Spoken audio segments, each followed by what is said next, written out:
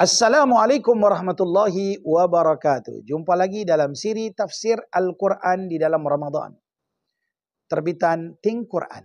Tuan-tuan yang dirahmati Allah Subhanahu wa taala, kita telah sampai pada ayat yang ketiga daripada suratul Fatihah, yaitu Allah Taala berfirman, A'udzu billahi minasyaitonir rajim. Ar-Rahmanir Rahim. Ar-Rahmanir Rahim. Kata para ulama, Ar-Rahman terjemahan dia yang Maha Pemurah. Ar-Rahim maknanya yang Maha Penyayang.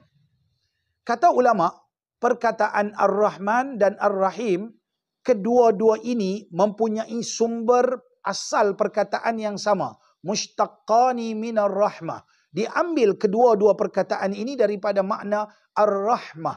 Ar-Rahmah bererti kasih sayang. Maka di dalam ketika mana kita membaca Ar-Rahmanir Rahim, cuba rasai, cuba timbulkan di dalam hati, jiwa dan perasaan kita betapa Allah itu amat menyayangi hambanya. Maka setiap perkara yang berlaku, yang diciptakan oleh Allah kepada kita, baik itu adalah perkara yang kita sukai ataupun perkara yang kita tidak sukai, maka percayalah, maha kasih sayangnya Allah Subhanahu wa taala kepada makhluk, kepada hamba-hambanya, maka diberikan dengan kepelbagaian ujian. Seolah-olah Allah ingin menegur kita ketika kita membaca ayat ini. Ingatlah, Allah lebih sayang kepada kita daripada semua makhluk yang ada di dalam alam dunia ini yang menyayangi kita. Mungkin ibu kita sayang kita. Suami isteri amat saling sayang menyayangi. Anak menyayangi ibu bapaknya dan sebagainya. Dalam banyak-banyak manusia yang sayang, tidak boleh sama seperti mana Allah menyayangi hamba-hambanya. Maka ketika mana kita membaca kalimah Ar-Rahmanir Rahim dengan ayat yang ketiga, sedarilah bahawa Allah itu amat penyayang dan amat-amat menyayangi kita. Tetapi kebanyakan manusia lupa kasih sayang Allah.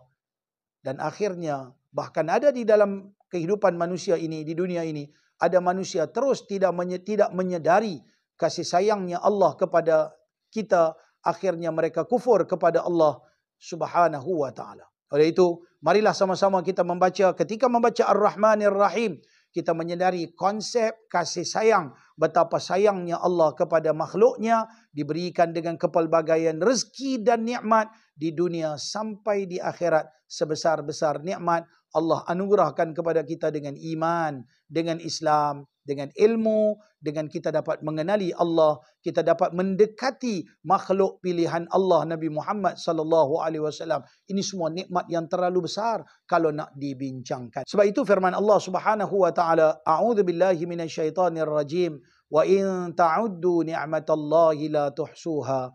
Sadaqallahul azim. Sekiranya kamu ingin menghitung nikmat Allah, kamu pasti tidak dapat menghitung betapa banyaknya nikmat Allah yang telah pun diberikan sebagai kasih sayang Allah kepada makhluk. Jumpa lagi. Assalamualaikum warahmatullahi wabarakatuh.